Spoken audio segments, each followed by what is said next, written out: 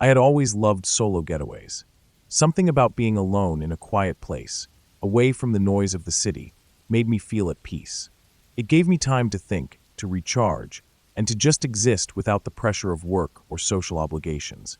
That's why, when I found a cozy little cottage listed on Airbnb, tucked away in a rural town about 3 hours from where I lived, I didn't hesitate to book it.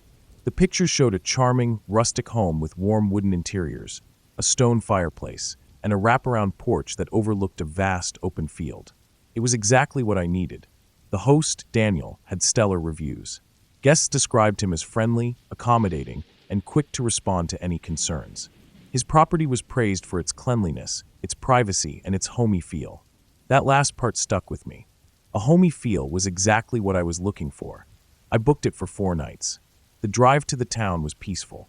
It was early autumn, and the roads were lined with towering trees that had just begun to turn shades of orange and yellow. I had left the city behind hours ago, and now I was driving through a 2-lane highway that cut through farmland and rolling hills. When I finally arrived at the cottage, it looked just like the pictures. Maybe even better. The late afternoon sun cast a golden glow over the wooden exterior, and the field behind the house stretched far into the distance, meeting the tree line. There were no other houses in sight. I took a deep breath, taking in the crisp, clean air. No honking cars. No distant chatter of people. Just the sound of leaves rustling in the breeze and the occasional chirp of birds. Perfect. I grabbed my bag from the car and approached the front door. I had been given a keypad code to let myself in, and after punching in the numbers, the lock clicked open. The inside smelled of pine and old wood. It was a small place, but cozy. To the left was a compact but well-equipped kitchen, and beyond that was the living room, where a soft-looking couch faced a large stone fireplace. A hallway led to the bedroom and bathroom. I set my bag down and walked around, taking everything in. The place was clean, immaculate, even. The wooden floors had been polished, the countertops were spotless, and the furniture was neatly arranged. Everything felt normal. But in hindsight, maybe that was the problem. That evening, I made myself some tea and settled onto the couch with a book. The fireplace crackled softly, filling the room with a comfortable warmth. I remember thinking how glad I was to have booked this trip. Hours passed, and soon I was getting sleepy. I turned off the fireplace, locked the doors, and headed to the bedroom.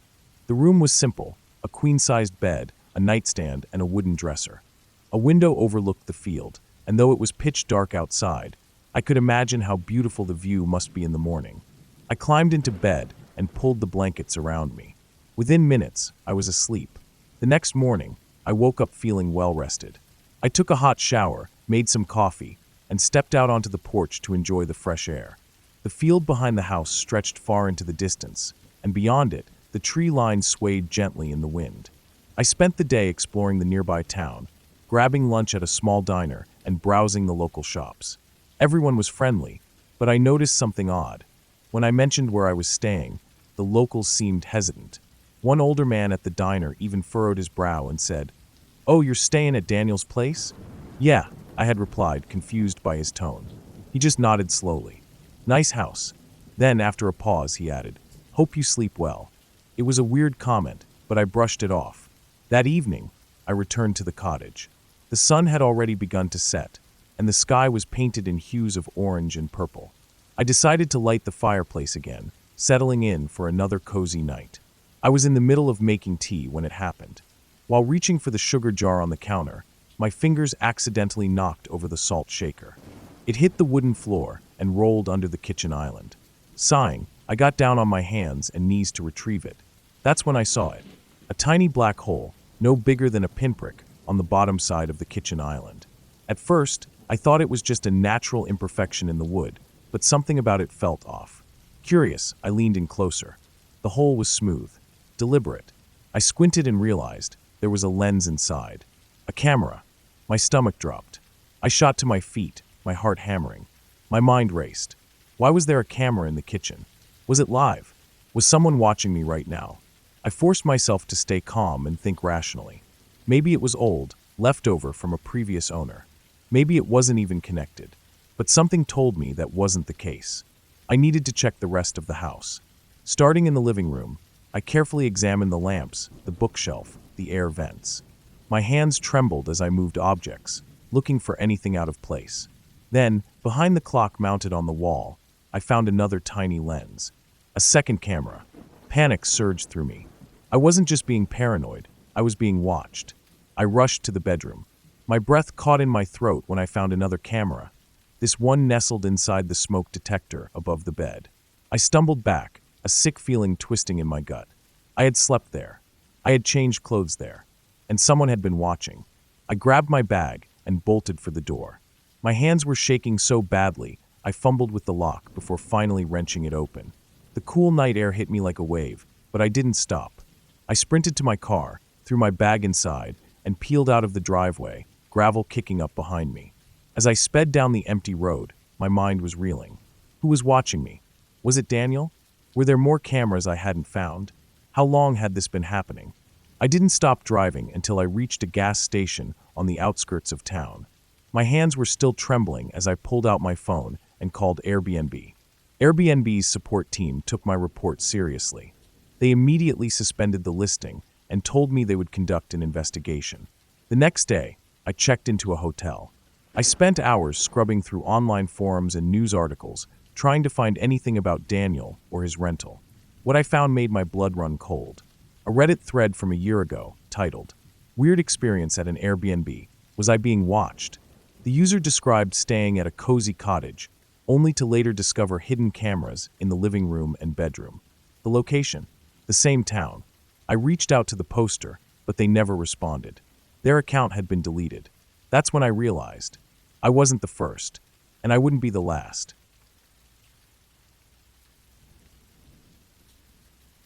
I travel a lot for work, and over the years, I've gotten used to bouncing between hotels, short-term rentals, and Airbnbs. I generally prefer Airbnb because it feels a little more personal than a hotel room. There's something about staying in a real home that makes business trips feel less sterile.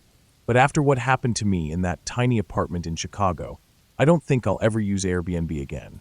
I had a conference in the city for 3 days and decided to book a private room in an apartment rather than rent out an entire place.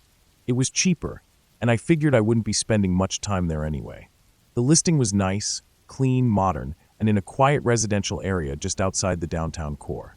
The reviews were mostly positive. A few people mentioned that the host was friendly and attentive, but at the time, I thought that was a good thing. The host, Mark, was a man in his late 40s, maybe early 50s.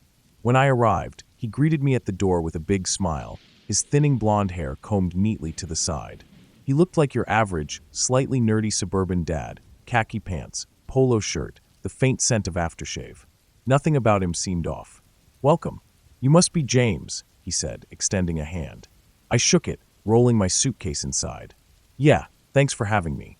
He led me into the apartment, which was exactly as advertised. It was a 2-bedroom unit, with his room on one end and mine on the other. The shared spaces, the kitchen and living room, were tidy, though it was clear he actually lived there. A pair of sneakers sat by the door, a half-read book lay open on the coffee table, and the scent of something garlicky lingered in the air. It wasn't like one of those sterile Airbnb properties that are clearly run by investors. This was someone's home. "I work from home, so I'm around most of the time," Mark said as he showed me to my room. "But don't worry, I keep to myself. If you need anything, just holler." I nodded, thankful that he didn't seem like the kind of host who would hover. "Sounds good." The room was small but comfortable. A full-sized bed, a dresser, a desk, and a window that overlooked the street. The walls were bare except for a single framed photo of a lighthouse. I unpacked, freshened up, and headed to the conference. That first night, everything seemed fine. I got back late, exhausted, and Mark was already in his room. I barely saw him. But the next morning, things started feeling off. I woke up early to shower before heading to my conference. The bathroom was just outside my room, and as I opened my door, I nearly jumped. Mark was standing there, right in the hallway, as if he'd been waiting. "Good morning," he said, grinning. I forced a polite smile. "Morning." He didn't move.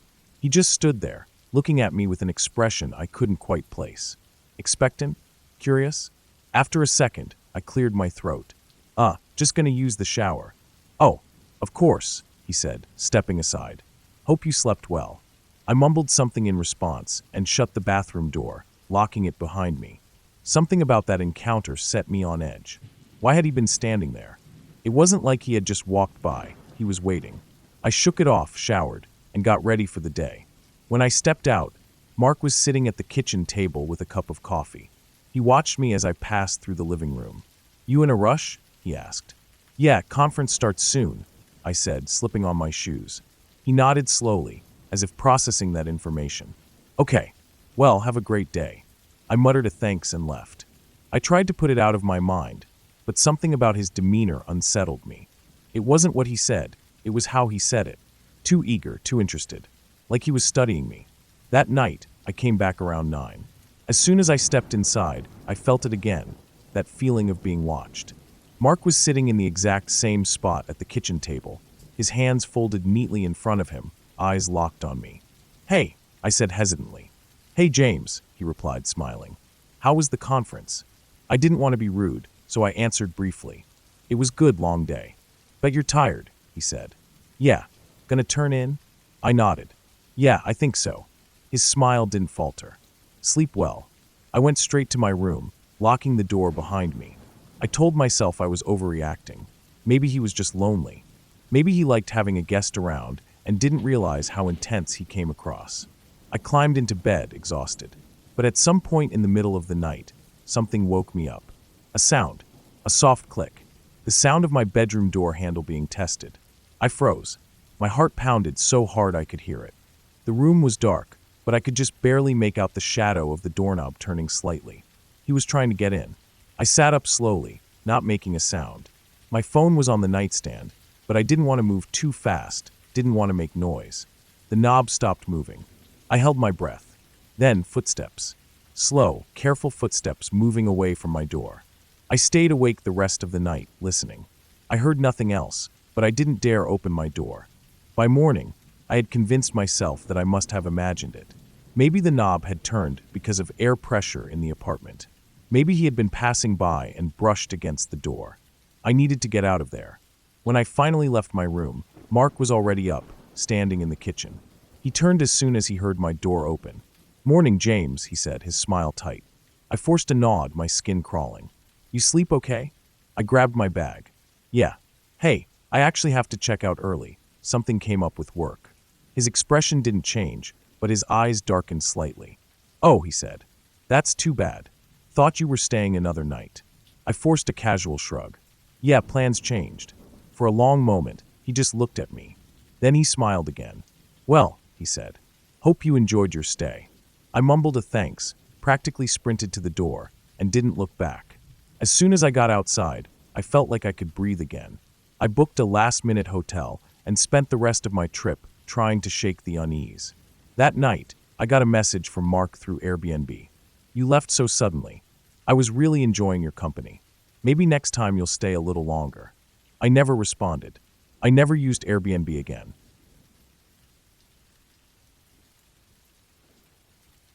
I had never thrown a big party before. Not in college, not at any of my previous apartments, not even a small get-together beyond a few close friends.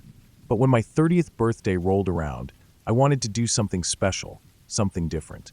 I had saved up a little extra money and decided to book an Airbnb for the weekend. A nice getaway where I could relax, have fun, and celebrate with my friends. I found the perfect listing, a spacious modern home on the outskirts of town, about a 30-minute drive away from the city. It was advertised as a luxury vacation rental with a private pool, a fully equipped kitchen, and a backyard that looked perfect for an intimate evening with drinks and music. The host had excellent reviews, and everything about the place seemed legitimate. I made the reservation for 2 nights, Friday and Saturday, thinking that a weekend away with a few close friends would be the perfect way to celebrate.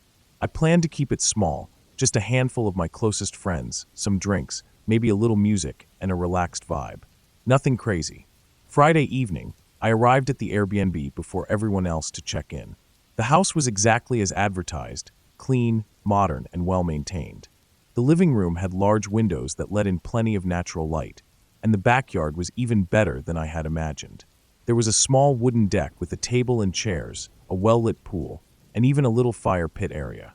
The host had left a short welcome note on the kitchen counter along with a bottle of wine, which I thought was a nice touch. Everything seemed perfect.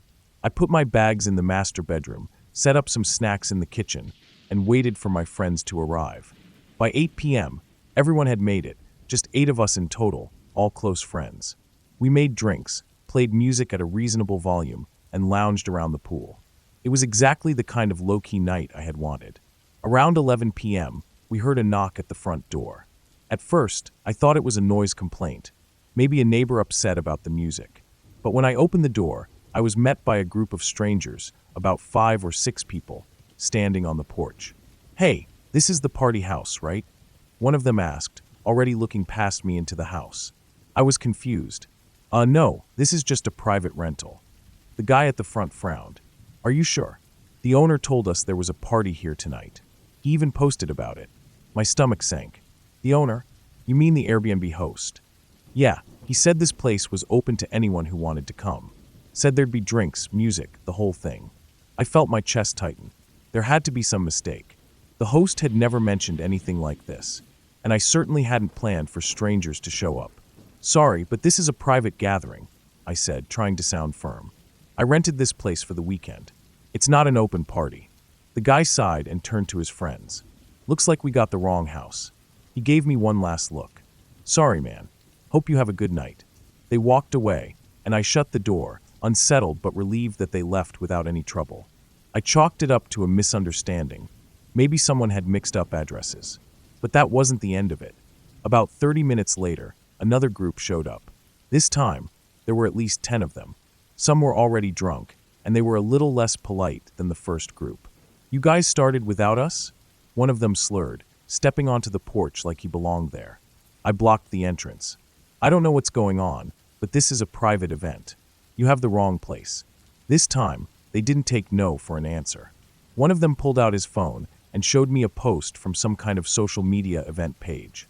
It had pictures of the house, details about a huge Friday night bash, and the address. The post had been made by the host.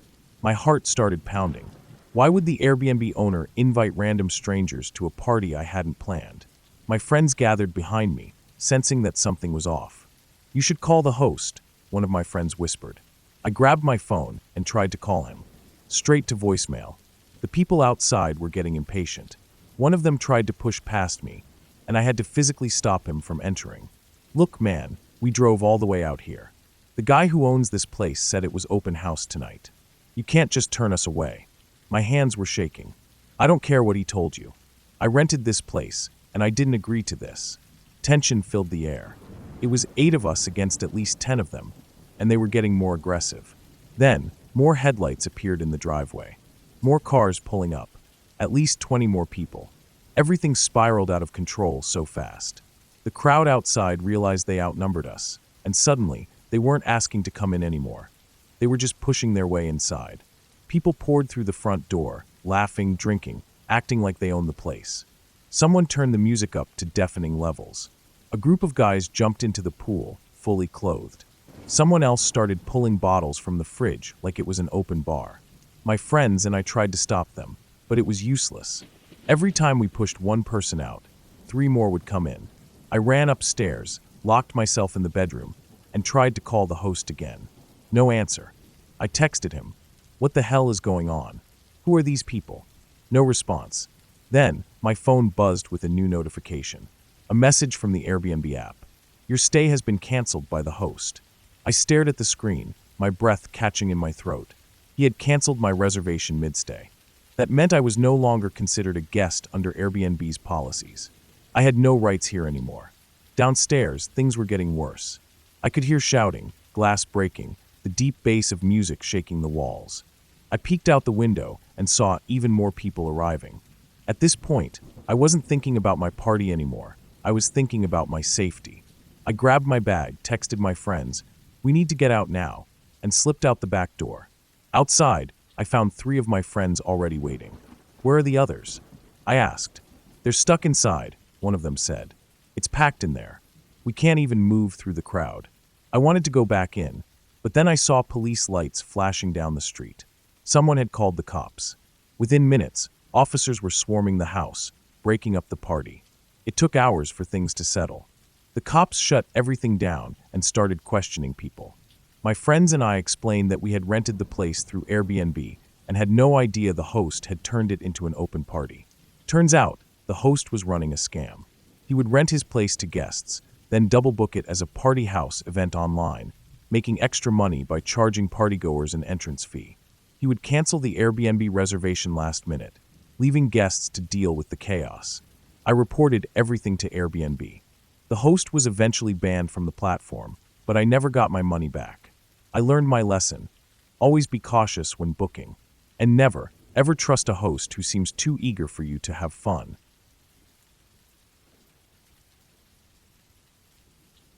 I arrived in the city late in the afternoon, exhausted from the bus ride and eager to settle into the Airbnb I had booked for the next few days.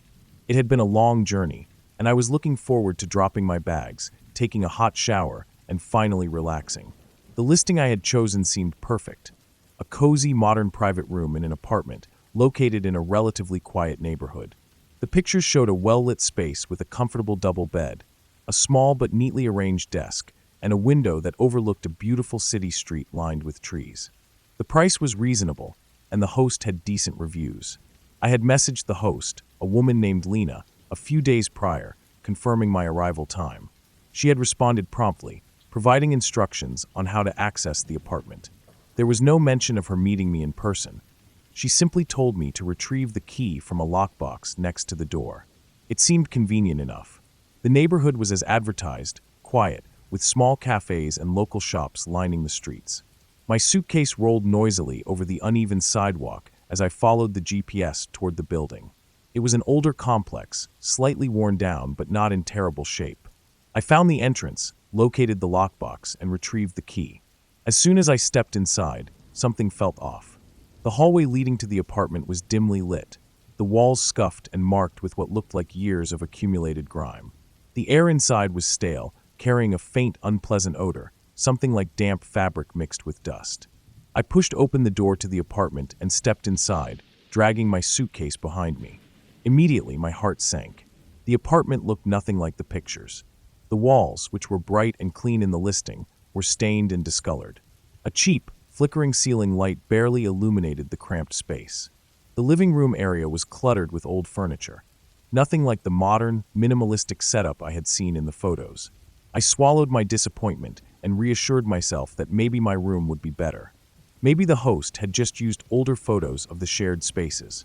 I walked down the narrow hallway toward what was supposed to be my private room. I turned the handle and pushed the door open. The first thing I noticed was the bed, or rather, what was supposed to be the bed. It was not a bed at all. Instead of the promised double bed with a plush mattress, there were two folding tables pushed together, covered by a thin, cheap mattress pad that barely concealed the hard surface underneath. The entire setup looked unstable, as if it might collapse the moment I sat down. I stared at it in disbelief. I checked my phone and pulled up the listing again, comparing the photos with what I was seeing. The difference was night and day. The bed in the pictures had a sturdy wooden frame, a thick mattress, and clean white sheets. This was a joke. I stepped further inside and noticed something else, the smell.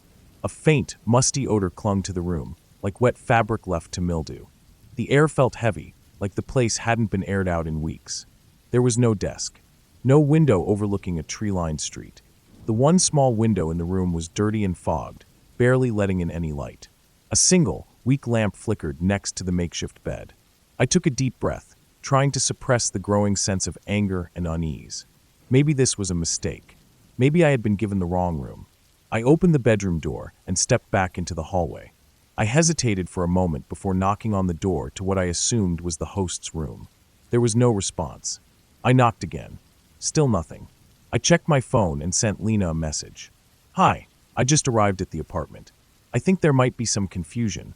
My room doesn't look like the one in the listing. Could you confirm if I'm in the right space?" I stared at my screen, waiting for the three little dots that would indicate she was typing. Nothing. Iside and sit ma bait down. Maybe she was out. Maybe she'd respond in a few minutes. I decided to check the rest of the apartment. The bathroom was disgusting. The floor tiles were cracked, grime had built up around the edges of the bathtub, and the mirror was streaked with water stains. Used towels were piled in the corner, and an old toothbrush lay abandoned on the sink. The toilet seat had a yellowish tint that made me recoil in disgust. I backed out quickly, unwilling to inspect it any further. The kitchen was even worse. Dishes were piled in the sink, some of them still holding bits of old food. The countertop was sticky, and the fridge smelled like something had rotted inside it weeks ago. I took a step back, swallowing my frustration. This wasn't just an old apartment, it was neglected. The host clearly didn't care about maintaining the space, let alone keeping it clean for guests. I checked my phone again. Still no response from Lena. By now, I had a sinking feeling in my stomach. Something wasn't right. The listing was a lie. The room was unlivable. The host was unresponsive. I needed to leave. I grabbed my bag and walked back toward the door, but just as I reached for the handle, I heard a noise behind me. A creak. I spun around. The apartment was silent, but the door to one of the other rooms, the one I had assumed was Lena's, was slightly open. I hadn't noticed it before. Had it been open when I arrived? A chill ran down my spine. I had knocked. No one had answered. But what if someone was in there? I stood frozen, my heartbeat pounding in my ears. I could feel the weight of the silence pressing down on me. I wasn't alone. Suddenly, my phone buzzed in my hand, making me jump. It was Lena. Her message was short. "You can't leave yet." My breath caught in my throat. "What?" I immediately typed back. "What do you mean? This isn't what I booked. I'm leaving." I didn't wait for a response. I turned, grabbed my suitcase, and reached for the door handle. It wouldn't turn. The door was locked. I hadn't locked it. I was sure of that. Panic surged through me as I fumbled with the lock, my fingers shaking. I yanked at the door. It didn't budge. A floorboard creaked behind me. I turned slowly, my chest tightening. The door to the other room was now wide open. A shadow moved inside. I didn't wait to see who it was. I slammed my shoulder into the door, twisting the handle desperately. It finally gave way. I stumbled out into the hallway, gasping for breath, my heart hammering against my ribs. I didn't stop moving. I sprinted down the hallway, out of the building, and into the street. I didn't stop until I reached the next block. My hands were shaking as I pulled out my phone and immediately called Airbnb's support line. I told them everything, the deceptive listing, the state of the apartment, the locked door, the unsettling message from the host. By the time I checked my messages again, Lena's profile was gone. The listing had vanished from Airbnb. I never found out who was in that apartment with me. I never found out what would have happened if I had stayed. And I never booked a private room in an Airbnb ever again.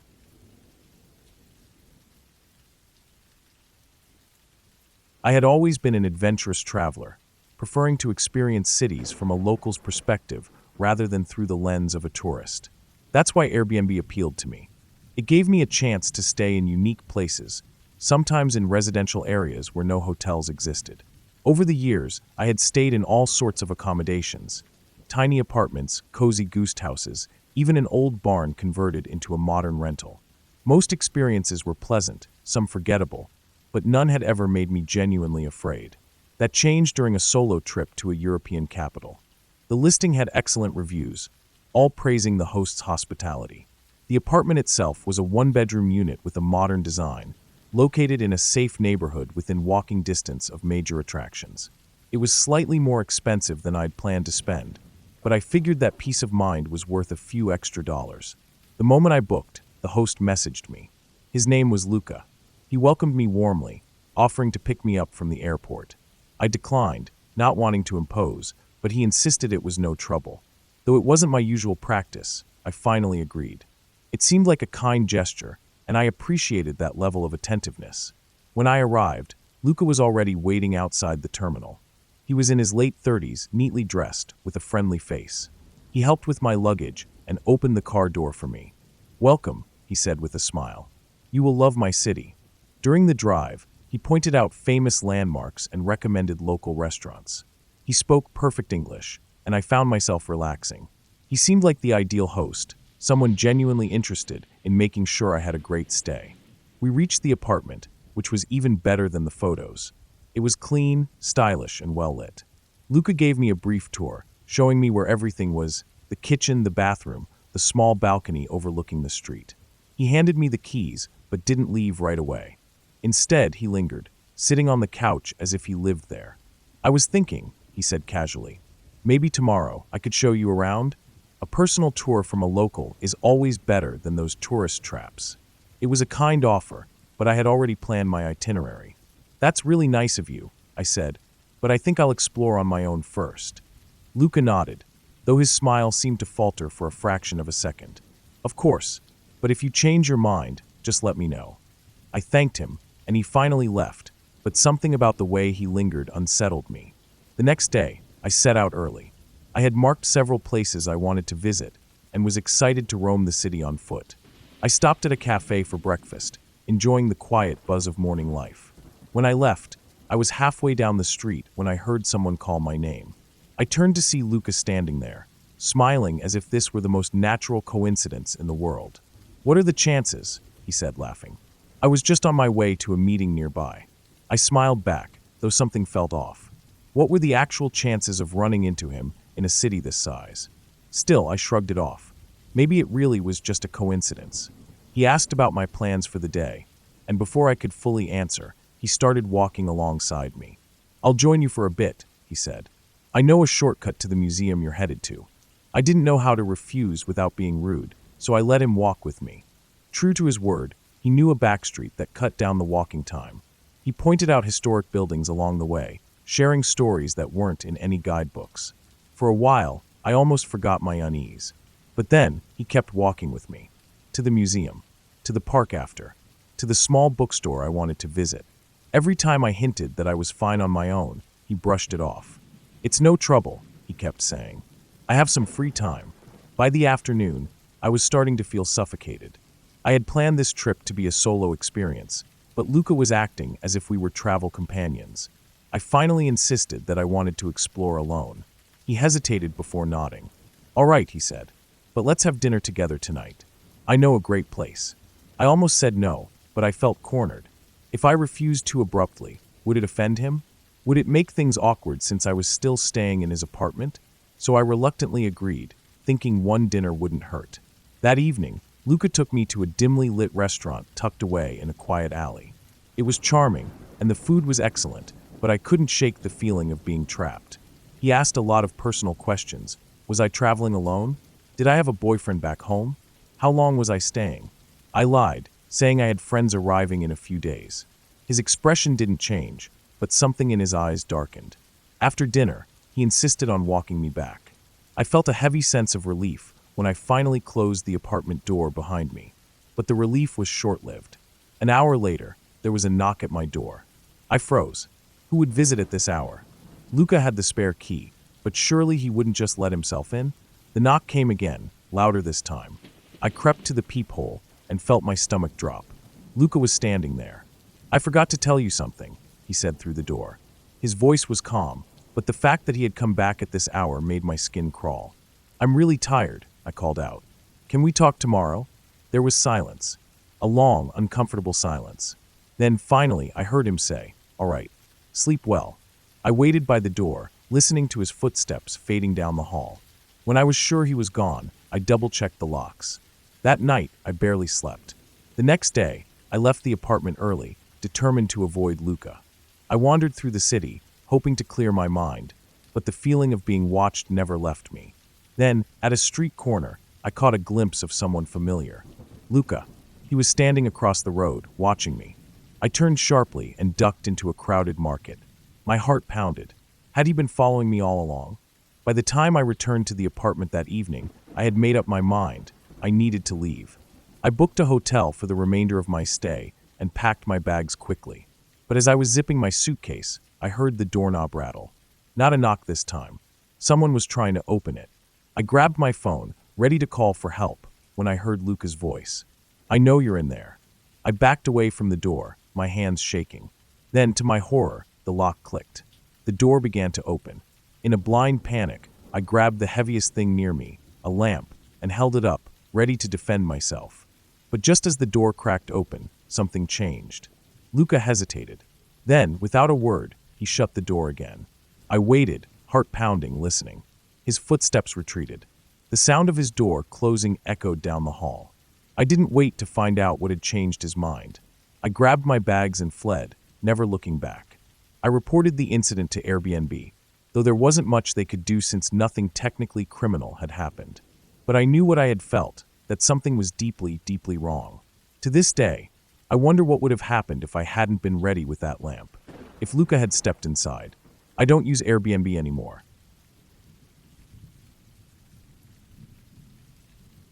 I had been looking forward to this trip for months.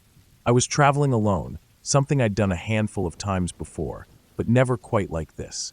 Usually, I stuck to safe, well-known areas, tourist-friendly spots with plenty of restaurants, attractions, and people around. This time, however, I wanted something different, a more authentic experience. Scrolling through Airbnb listings, I found a modern loft in a central location, spacious, clean, with huge windows offering a fantastic view of the city skyline. It was surprisingly affordable compared to other listings nearby, but the reviews were mostly positive. A few mentioned that the neighborhood was a bit rough, but I figured I could handle it. When I arrived, the city was buzzing with energy. The ride from the airport was smooth, my driver chatty, and full of recommendations. But the moment we crossed a certain intersection, I noticed the streets changing. The buildings looked more rundown, some covered in graffiti. Groups of people stood around, eyeing passing cars. The vibrant energy of the city gave way to something quieter, something tense. The driver slowed at a red light and turned to me. "You're staying around here?" he asked, his voice laced with skepticism. "Yeah, just a few blocks away," I answered casually. He nodded but said nothing. We pulled up to the building, and at first glance it matched the photos, sleek, modern, well-maintained. But the surrounding area told a different story. Shattered glass littered the sidewalk. A few streetlights flickered weakly. A small group of men stood near the entrance, watching the car as it stopped. I felt an uneasy prickle at the back of my neck. I forced a smile, paid the driver, and stepped out.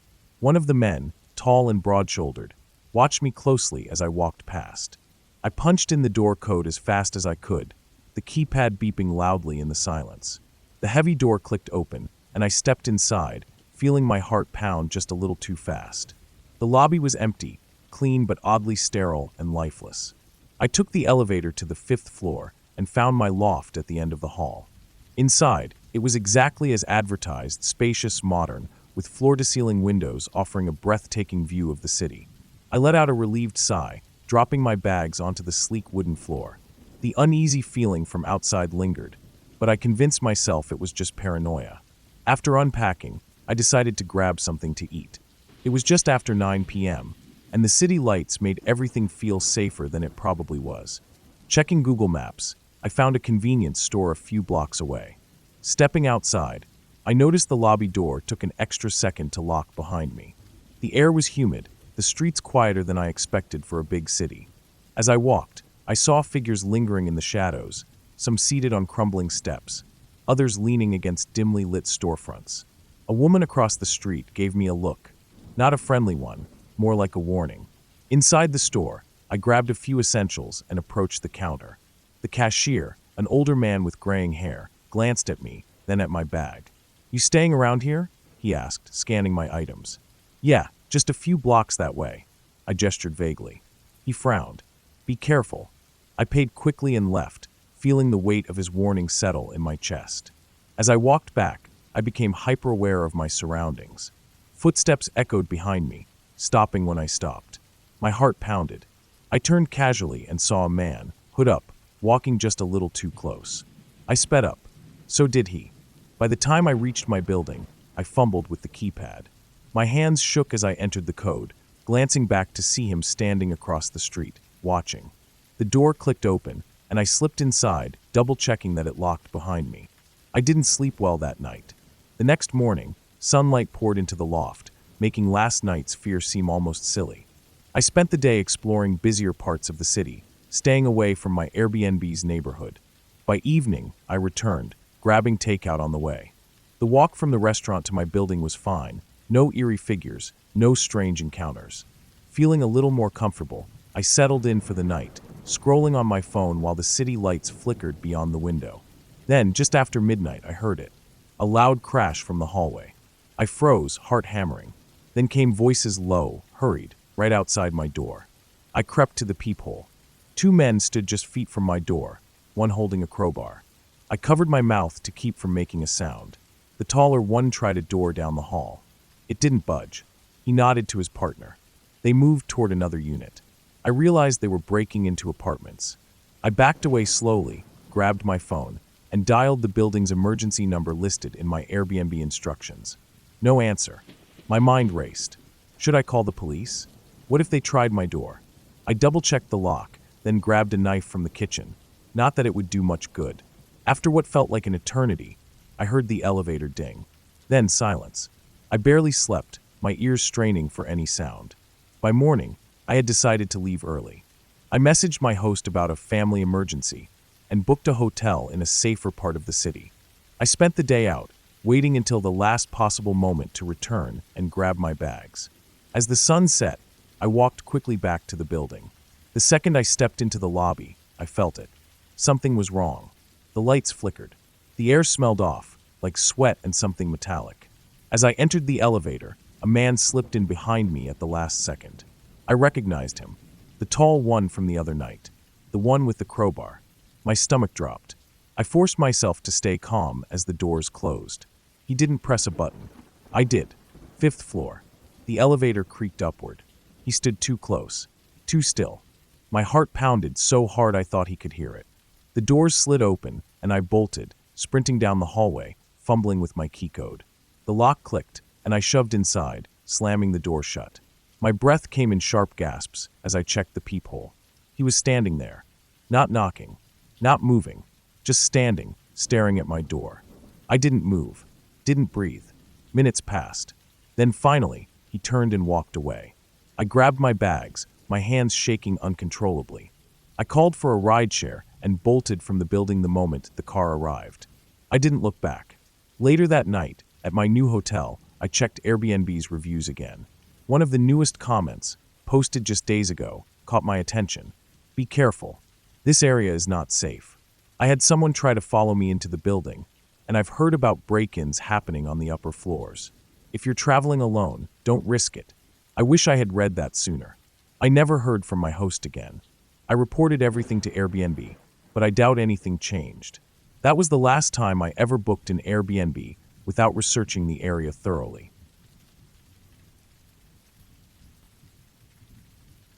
I was exhausted when I landed.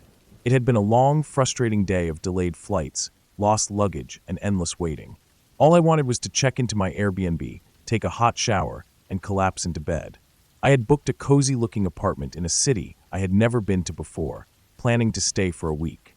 The pictures on the listing showed a clean, stylish space with modern amenities, and the reviews were mostly positive. I hadn't thought twice about it. I dragged my suitcase through the airport, found a taxi, and gave the driver the address. The ride was uneventful, the city lights blurring past as we made our way through unfamiliar streets. I leaned against the window, trying to shake off the exhaustion that weighed on me.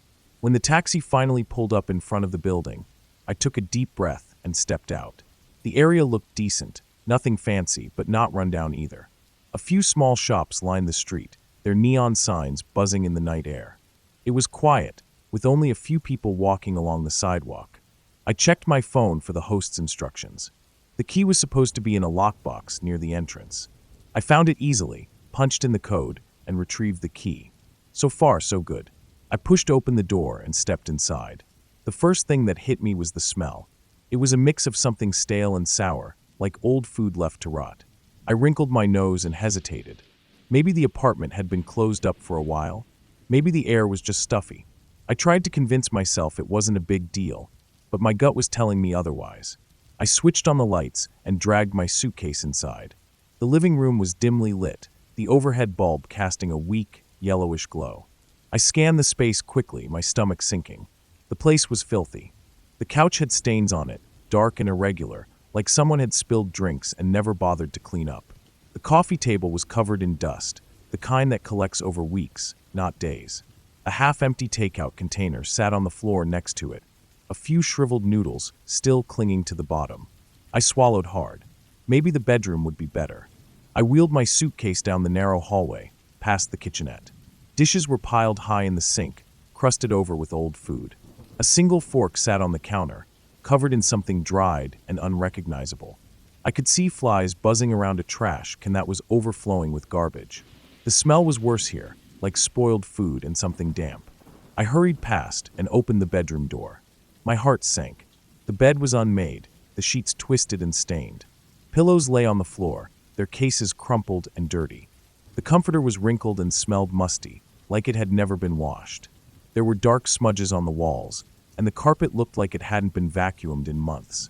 I backed away, feeling my skin crawl. Maybe the bathroom. Maybe if I could just take a shower, I could figure out what to do next. I pushed open the bathroom door, and my stomach turned. Mold covered the walls, creeping up from the corners like black veins. The sink was coated in a layer of grime, the faucet speckled with toothpaste residue. The toilet seat was up, the bowl filled with murky water. The shower curtain was stained yellow, and when I pulled it back, I nearly gagged. The tub was filled with hair, long, dark strands clinging to the sides. I stepped back, shaking my head. This couldn't be real. This wasn't what I had booked. I grabbed my phone and messaged the host. Hi, I just checked in, and the apartment is really dirty. I don't think it's been cleaned at all. No response. I waited, pacing back and forth. 10 minutes passed. Then 20. I tried calling, but it went straight to voicemail. Panic started creeping in. It was late, and I was alone in a strange city. I had no backup plan. The idea of sleeping in that filthy bed, of stepping barefoot into that disgusting bathroom, made my skin crawl. I pulled up Airbnb's support chat and explained the situation. It took them a while to respond, but when they did, they asked for pictures. I went around the apartment, snapping photos of everything: the stained couch, the dirty dishes, the disgusting bathroom. I sent them all. Another long wait. My exhaustion was turning into frustration. Finally, Airbnb responded. They apologized and said they would try to contact the host. I sat on the edge of my suitcase, staring at my phone. I was too tired to think clearly, but I knew one thing: I couldn't stay here. I decided to check nearby hotels. Most were expensive, and the cheaper ones had terrible reviews. But at that point, anything was better than staying in that nightmare of an apartment. Before I left, I made sure to lock the door behind me and took one last look at the place. It looked even worse now, in the dim, flickering light. I shuddered and pulled my suitcase behind me. Out on the street, I took a deep breath, filling my lungs with fresh air. I could still smell that apartment on my clothes, on my skin. It took a while, but I finally found a hotel with a vacancy. It was overpriced, but I didn't care. I checked in, dragged myself to my room, and took the longest shower of my life. I spent the next day dealing with Airbnb. The host never responded, and eventually, the listing was taken down. I got a partial refund, but it didn't make up for the stress, the exhaustion, or the sheer disgust I felt. From that day on, I became obsessive about reading reviews before booking an Airbnb. I never trusted listings with vague descriptions or generic photos. And I never, ever ignored my gut feeling again. I had always loved the idea of Airbnb, staying in unique homes, experiencing different neighborhoods, and occasionally meeting interesting people along the way. For the most part, my experiences had been positive. Sure, there were a few minor inconveniences here and there, like an overly talkative host or a listing that wasn't quite as clean as advertised. But nothing had ever made me feel genuinely uncomfortable. That changed when I booked a week-long stay in a quiet suburban home just outside a major city. I was in town for work and needed a peaceful place where I could focus. The listing had glowing reviews, all mentioning how helpful and attentive the host Laura was. That sounded great to me. I appreciated hosts who were involved but not intrusive. I didn't know at the time that there was a fine line between hospitality and control, and Laura had long since crossed it. I arrived on a Sunday afternoon. It was late summer, and the street was lined with trees, their leaves just beginning to show hints of orange. Laura's house was a charming single-story home with a well-manicured lawn and a bright red door. It looked welcoming. I parked in the driveway, grabbed my suitcase, and walked up to the door. Before I could knock, it swung open. "You must be Daniel." Laura beamed, stepping outside. She was a woman in her early 50s, neatly dressed in a floral blouse and slacks. She had an air of politeness that felt slightly rehearsed, as if she had done this introduction 100 times before. "Yes, nice to meet you," I said, shifting my bag. She reached out and took my suitcase before I could protest. "Oh, let me help you with that. Come in, come in." I followed her inside. The house smelled of lavender and something faintly medicinal, like antiseptic wipes. It was clean, almost unnaturally so. Every surface gleamed as if it had been scrubbed moments before my arrival. "This is your room," she said, leading me down the hallway to a modestly furnished bedroom. A twin bed, a small wooden desk, and a narrow closet. It was simple but comfortable. "Bathroom is just across the hall," she continued. "And of course, feel free to use the kitchen. I only ask that you clean up immediately after yourself. I like to keep things tidy."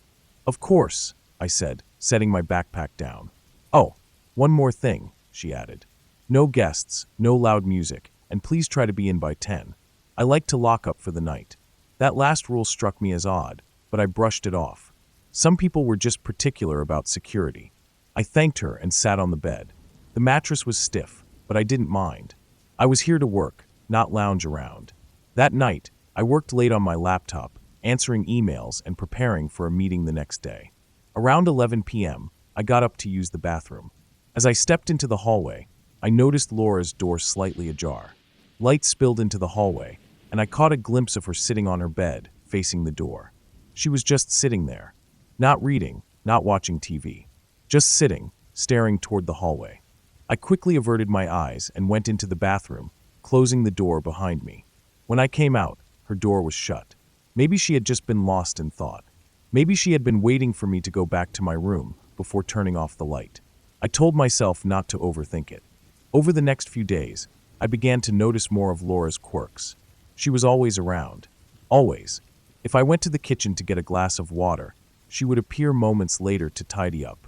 If I stepped outside to make a phone call, she would suddenly be in the yard, pretending to water the plants. She asked where I was going whenever I left and commented on how long I had been out when I returned. "Back already?" she would say, even if I had been gone for hours. Or, "You were out quite late," if I came back after dark. I started feeling like a teenager living under a strict parent's watchful eye rather than a paying guest. One evening, I was heating up leftovers in the microwave when Laura walked in. She stood near the doorway, watching me. "Hope you're not eating in your room," she said. I hesitated. Yeah, I was planning to." She sighed, shaking her head.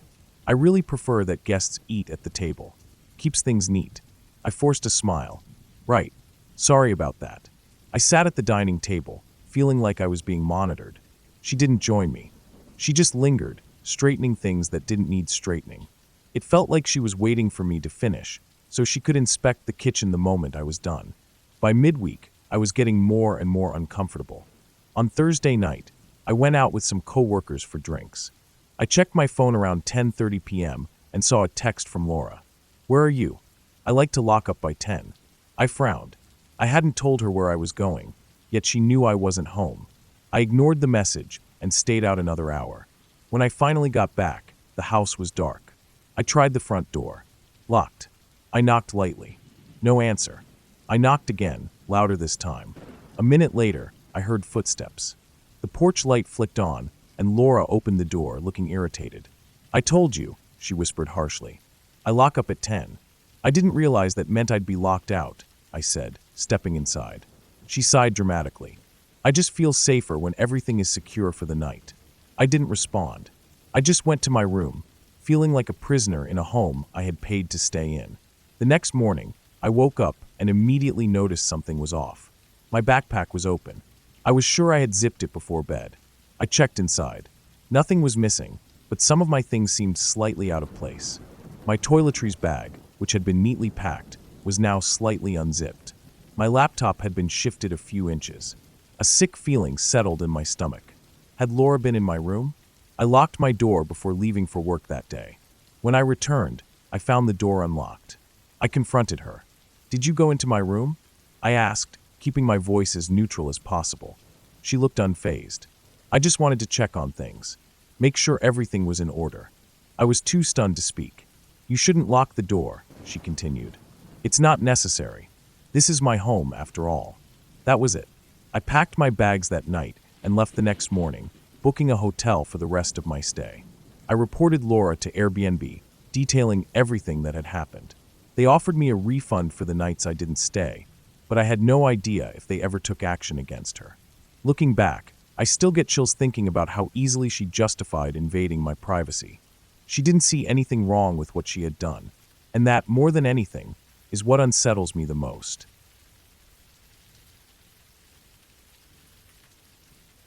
When my family and I planned our dream vacation to the Caribbean, we envisioned a week of relaxation, pristine beaches, and quality time together. We had been saving for this trip for over a year, carefully picking a destination that would be both exotic and family-friendly. With our two young kids, Emily, 7, and Jake, 5, we wanted a place that felt like home but with the added charm of a tropical paradise. After months of research, we finally settled on an Airbnb listing that seemed perfect. It was a beautiful 2-bedroom apartment in a small, locally owned villa right by the coast. The pictures showed a clean, modern space with high ceilings, a spacious balcony overlooking the ocean, and a private pool. The reviews were mostly positive, with guests praising the location and the host's hospitality. The price was reasonable compared to some of the resorts, and we liked the idea of having a more private, authentic experience. We booked it for 6 nights, eagerly counting down the days until our departure. Our flight landed in the early afternoon, and as soon as we stepped out of the airport, the warm Caribbean air wrapped around us like a welcoming embrace. We were exhausted from the long journey, but the excitement was enough to keep us going. A local taxi took us through winding roads lined with lush greenery, small markets, and the occasional glimpse of the ocean. It was everything I had imagined, colorful, lively, and inviting. When we finally arrived at the Airbnb, the villa looked just as beautiful as it had in the pictures. The white walls gleamed under the sun, and the palm trees surrounding the property swayed gently in the breeze. The host, a middle-aged woman named Maria, greeted us with a warm smile. She had a thick accent, but spoke English well enough for us to understand. She handed us the keys and gave us a quick tour of the apartment. Wi-Fi password is on the fridge. Water pressure sometimes low, but hot water works. Pool closes at 9 p.m. Any problems, call me, she said, speaking quickly as if she had done this 1,000 times before. The apartment itself was charming. It wasn't as pristine as a luxury hotel, but it had character, local artwork on the walls, handmade wooden furniture, and large windows that let in plenty of natural light. The kitchen was small but functional, the living room cozy, and the bedroom spacious enough for all of us. I glanced up at the high ceiling, admiring the wooden beams that stretched across the room. It was a beautiful touch, giving the space an open and airy feel. Little did I know that this ceiling would turn our dream vacation into a nightmare. The first couple of days were blissful. We spent our time lounging on the beach, exploring local markets, and eating delicious Caribbean food. The kids loved the pool, and my husband, Mark, enjoyed taking sunset walks along the shore. But by the 3rd day, I started to notice small things that felt off. One afternoon, as I was sitting on the couch reading, I heard a faint creaking sound above me. It wasn't unusual for an older building to make noises, so I ignored it. A few minutes later, I heard it again, this time a more pronounced cracking sound. "Did you hear that?" I asked Mark, who was in the kitchen making coffee. He paused, listening for a second, then shrugged. Probably just the wood expanding from the heat. I nodded, telling myself not to overthink it. The Airbnb had stood for years. Surely it wasn't about to fall apart now. Later that evening, as I was tucking the kids into bed, Emily pointed to a small crack in the ceiling above her bed. "Mommy, look. The ceiling is broken," she said. I glanced up and saw it, a thin, jagged crack running about a foot across the surface. "It's just a little crack, sweetie," I reassured her. "Old houses get those sometimes. Nothing to worry about." I kissed her goodnight and turned off the light, but for the first time, a feeling of unease crept into my mind. On the 5th night, everything changed. It had been a long day of sightseeing, and we were all exhausted.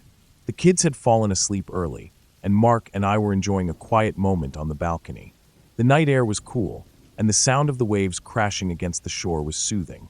At around 11 p.m., we decided to turn in for the night. As I crawled into bed, I heard it again, the creaking sound from above. This time, it was louder. Then came a sharp cracking noise, like wood splintering under pressure. I sat up instantly. "Mark, did you hear that?" He was half asleep but nodded. "Yeah, probably just the wind." Before I could respond, there was a deep, unsettling groan from the ceiling, like something heavy shifting, struggling to hold its weight. A terrifying realization hit me. The ceiling wasn't just making noises. It was failing. "Get up," I said urgently, shaking Mark's arm. "Get the kids." Confused but trusting my instincts, he jumped out of bed and ran to the kids' room. I grabbed my phone and bolted after him. As soon as I stepped into their room, I saw it. The crack in the ceiling had widened, and a fine dust of plaster was falling onto Emily's bed. The wooden beams, which had once looked sturdy and beautiful, were now visibly bowed, straining under the pressure. "Emily! Jake! Get up now!" I yelled. Mark scooped Jake into his arms while I grabbed Emily's hand, dragging them out of the room. And then it happened. A loud, thunderous crack erupted behind us, followed by a deafening crash as the ceiling caved in. A massive chunk of plaster and wood came down, smashing onto the beds where our children had been just seconds earlier. Dust and debris filled the air, making it hard to breathe. I coughed violently, my heart hammering in my chest. If we had hesitated even a moment longer, our children would have been buried under that rubble. We stumbled out of the apartment, coughing and shaking.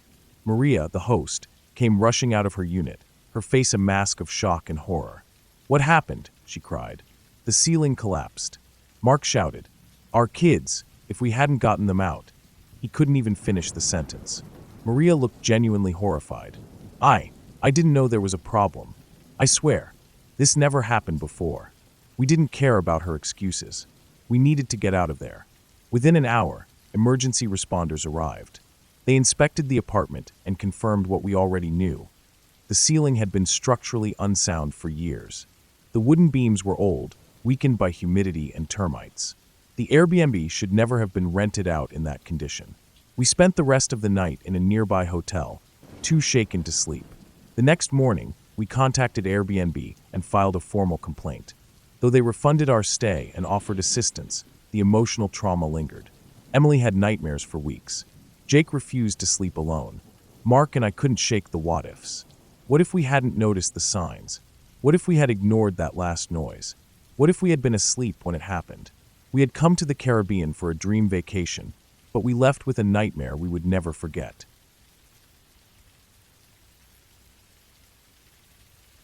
I had been looking forward to this trip for months. A solo getaway, deep in the woods, away from the noise of the city, the stress of work, and the endless stream of notifications on my phone. The idea of isolation didn't scare me. In fact, I craved it. I needed the silence, the space, the simplicity of nature. So when I found a quaint little cabin on Airbnb, tucked away in the middle of nowhere, it felt like exactly what I was looking for. The listing promised a peaceful retreat, surrounded by towering pines with a fire pit, a small creek nearby, and all the basic amenities. No Wi-Fi, but that was part of the appeal. The photos made it look cozy, with warm wooden interiors and a snug little bedroom with a soft-looking bed. I imagined waking up to the sound of birds, brewing coffee on the tiny gas stove, and spending my days hiking, reading, and doing absolutely nothing. The drive up was long and winding, taking me farther from civilization with every mile. My car bounced over gravel roads, dust kicking up behind me as the trees closed in. It was beautiful, the kind of beauty that made you feel small, surrounded by something much older and wilder than yourself. By the time I reached the cabin, the sun was already setting. It looked just like the pictures, maybe even better. Small, rustic, with a wraparound porch and a stack of firewood neatly piled beside the door. The air was crisp, carrying the earthy scent of damp leaves and pine needles. No other cabins or houses in sight, just me and the woods. I grabbed my bags from the car, climbed the wooden steps, and unlocked the door. Inside, it was as charming as I had hoped. The walls were lined with logs, the furniture was simple but comfortable, and the little wood-burning stove in the corner promised warmth on chilly nights. The bed, with its thick quilt and plump pillows, looked inviting. I spent the evening settling in. I unpacked my clothes, put my food in the mini-fridge, and lit a few candles since there was no overhead lighting, just small lamps scattered around. I made a quick dinner, read for a while, and then, exhausted from the long drive, decided to turn in early. I didn't notice anything unusual at first. The sheets smelled clean, the mattress was firm but comfortable, and as I curled up under the quilt, I felt the kind of deep, satisfying relaxation that comes when you know you don't have to set an alarm in the morning. Outside, the wind rustled through the trees, and the distant hoot of an owl was the last thing I heard before sleep took me. I woke up in the middle of the night, feeling an itch on my arm. Half asleep, I scratched absent-mindedly and rolled over, but the itching didn't stop. My leg, my neck, even my back, it felt like something was crawling on me. Groggy, I reached for my phone and flicked on the flashlight. The moment the beam of light hit the bed, my stomach dropped. Tiny brown specks moving. My brain didn't register what I was looking at immediately. But as my eyes adjusted, I saw them more clearly. Little insects, scattered across the white sheets, scurrying in the sudden brightness. And not just a few. They were everywhere. I sat up so fast I almost knocked my phone out of my hand. My heart pounded as I yanked back the quilt and saw more of them beneath it, their tiny bodies darting toward the seams of the mattress. My skin crawled. I felt a sudden, overwhelming urge to get away. To get out of that bed, out of that room, out of that cabin. I jumped to my feet and stood there, panting, trying to convince myself I wasn't dreaming. But the itching was real. I looked down at my arms and saw tiny red welts already forming, clustered together in neat little lines. Bedbugs. The realization hit me like a punch to the gut. I had heard horror stories about infestations in hotels, about how hard they were to get rid of, about how they could follow you home, burrow into your clothes, your suitcase, your furniture. The thought of bringing them back with me, of infesting my own apartment, made my skin prickle with panic. I needed to leave. Now. I threw on my jeans and a sweatshirt, shoving my feet into my hiking boots without bothering with socks. My hands shook as I grabbed my phone and keys. I had barely been in the cabin for a few hours, but now, every surface felt contaminated. Every shadow seemed to hide more of those tiny, blood-sucking creatures. I hesitated at the door. My bags were still inside. My clothes, my toiletries, my food. But the thought of picking up anything that might have bugs hiding in it made me shudder. I stepped outside onto the porch, sucking in deep lungfuls of cold, fresh air. My skin still itched, but whether it was from actual bites or just paranoia, I couldn't tell anymore. I turned my phone's flashlight on again and inspected myself. My arms, my legs, redbitis ifreiver. Small, raised, and burning. I clenched my teeth, resisting the urge to scratch. I needed a plan. I couldn't just drive home like this. If even one bedbug had crawled onto me or into my car, I'd be bringing the infestation with me. I had to be careful. I stripped down right there on the porch, leaving my clothes in a heap. It felt insane, standing there in nothing but my underwear in the middle of the night, but I couldn't take the risk. I grabbed a garbage bag from my car and stuffed my clothes inside, tying it tightly. I couldn't bring my suitcase. I couldn't take my backpack. I left everything except my phone and car keys, hoping desperately that I hadn't carried any bugs outside with me. Barefoot, shivering, I got into my car. I sat there for a long moment, gripping the wheel, trying to process what had just happened. This was supposed to be my peaceful escape, my perfect, quiet retreat. Instead, I had spent a single night in the cabin and was now essentially fleeing, half naked and covered in bites, leaving all my belongings behind. I started the engine and pulled onto the gravel road, my headlights cutting through the darkness. The further I drove, the calmer I felt, but my skin still crawled with the memory of those tiny, scuttling bodies. By the time I reached the nearest town, it was almost 4 a.m. I found a 24-hour gas station, parked in the empty lot, and sat there, staring at my reflection in the rearview mirror. My face was pale, my hair a mess, and my arms were dotted with angry red marks. I needed a shower. I needed clean clothes. I needed to figure out how to make sure I wasn't carrying any bugs with me. I ended up at a cheap motel, paying for a room just so I could use the bathroom.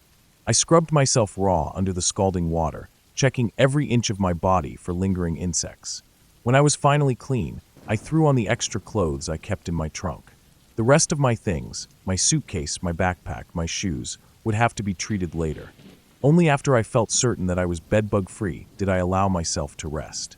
I filed a complaint with Airbnb that morning. The host was defensive, insisting they had never had issues before, but I didn't care. I wasn't going back for my stuff. It wasn't worth it. I drove home the next day, still feeling phantom itches all over my body. The experience haunted me for weeks. Every time I went to bed, I found myself checking the sheets, examining the mattress seams, searching for movement in the dark. Even now, I don't book Airbnbs anymore. I'd rather sleep in my car.